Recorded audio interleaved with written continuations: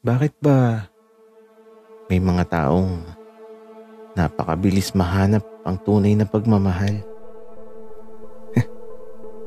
Sana all na lang talaga, no? Tapos mayroon din namang halos ibinigay mo na ang lahat, ay di pa rin talaga naging sapat. Iniwan ka pa din. Ay, nako talaga.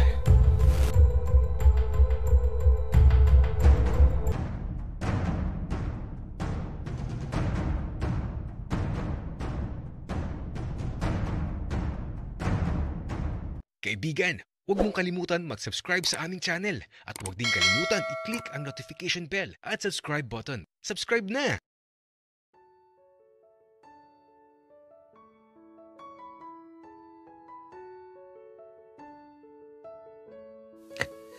Kuya William, nainip ba kayo? Naghanap pa ako ng yelo eh. Tsaka bumili ako ng soft drinks. Tara na kumain. Nagugutom na ako. Wika ni Dave na ayun. Dumiretso na sa loob ng bahay. Maki, tara na kumain. Tumayo ka na dyan. O gusto mong buhatin pa kita, papasok sa loob ng bahay. Kaya ito, tumayo na ako kaagad. Siyempre, ayoko naman na buhatin ako ni Kuya William. Nakakahiya na yun.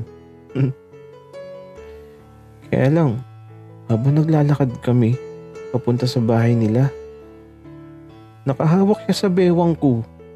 Medyo naiilang tuloy ako.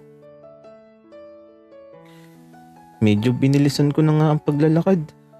Kaya lang si Kuya William, hinawakan yung braso ko. Huwag kang magmadali, Maki. Kuya William, hindi naman ako nagmamadali. Okay. Basta, Maki, ihahatid kita mamaya, ha? Kuya William, si Dave na lang ang maghahatid sa akin. Nakakahiya naman sa'yo. At saka, mas kailangan mo na magpahinga. Maki, ayoko na tinatanggihan ako. Kasi kapag tinanggihan mo ako, magagalit ako. Di sige, ikaw na lang yung maghatid sa akin. Pero, maaga ako uuwi. May pasok bukas eh. Okay lang, Maki. Ang mahalaga, maihatid kita. Sa totoo lang, nahihiyan ako kay Kuya William. Ayoko magpahatid sa kanya. Basta, mas gusto kong si Dave ang maghahatid sa akin. Pero baka magalit eh. Kaya, sige na nga.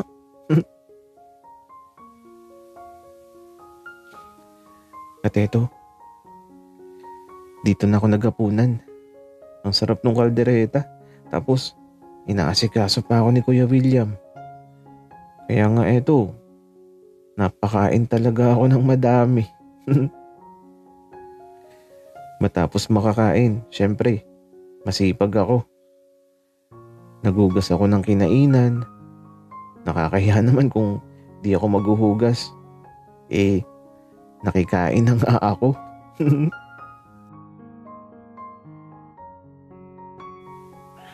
Maki, bakit ka naghuhugas ng kinainan?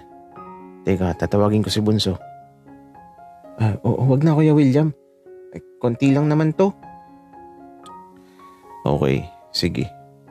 Pero, tutulungan na kita. Kaya eto, ewan ko ba kung anong mararamdaman ko. Muntik pang dumulas yung baso sa kamay ko. Kasi naman, si Kuya William, ang kulit.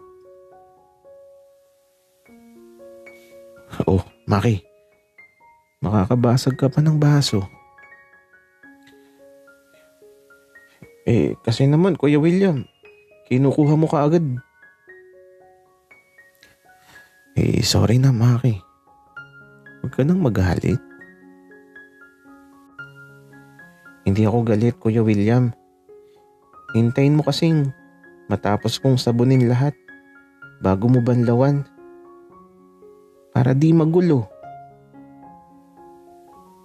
Kaya ito, tumigil pansamantala si Kuya William. Nakatingin lang siya sa akin na nakangiti pa.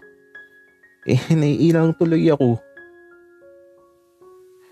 Kaya ito, matapos kong sabunin lahat ng kinainan, binanlawan na to ni Kuya William.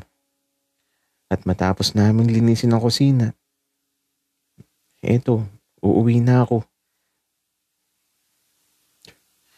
Dave, uuwi na ako. Bukas na lang magkita na lang tayo sa school.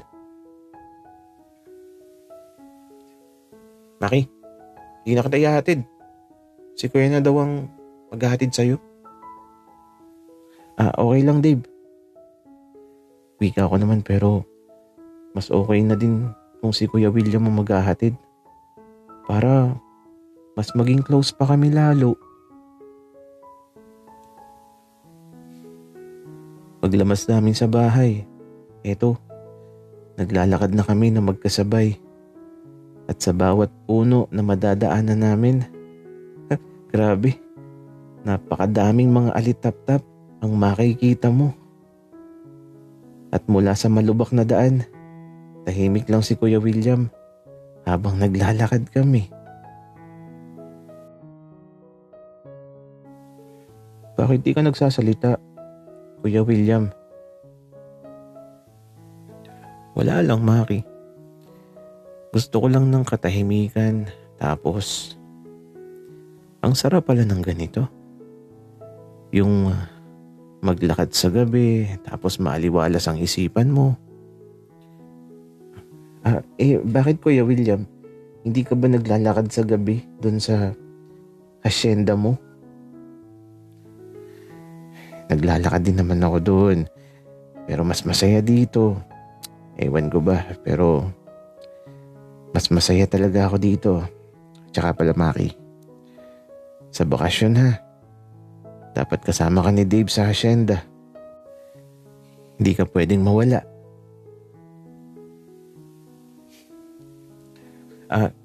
Sige Kuya William, mag-iipon ako ng pamasahe para makasama. Maki, ako nang bahala. Basta maghanda ka na. Sigurado mag-e-enjoy ka dun.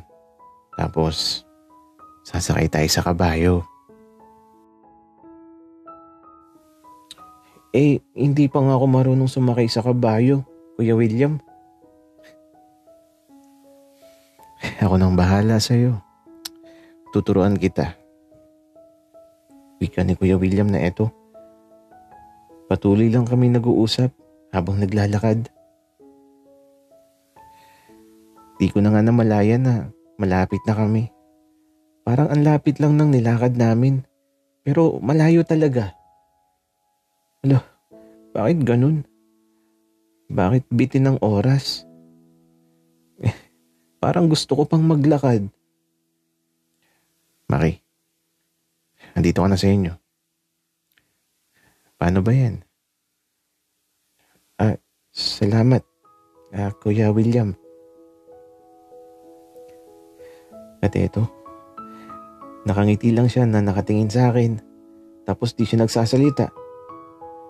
Ewan ko ba kung anong nais niyang iparating.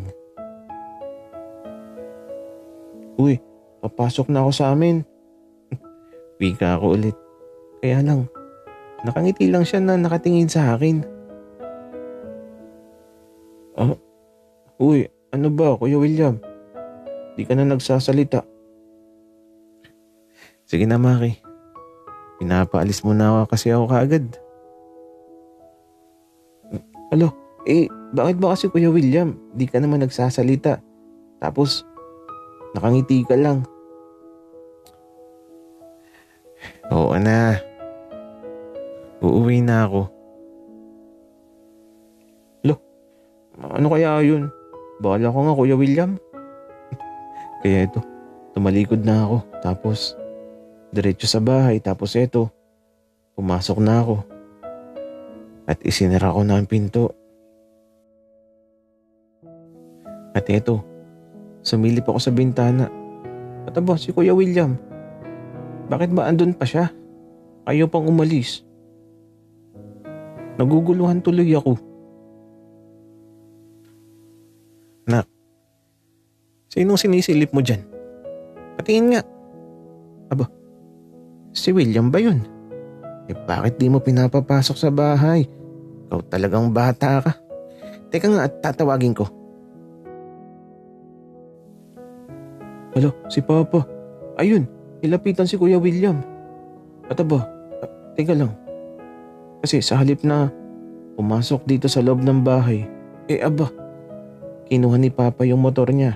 Tapos ayun, isinakay niya si Kuya William. Okay. Siguro ihahatid ni Papa. Kaya ito, diretso na ako sa kwarto tapos nahiga na ako. At sobrang saya ko talaga ngayong araw.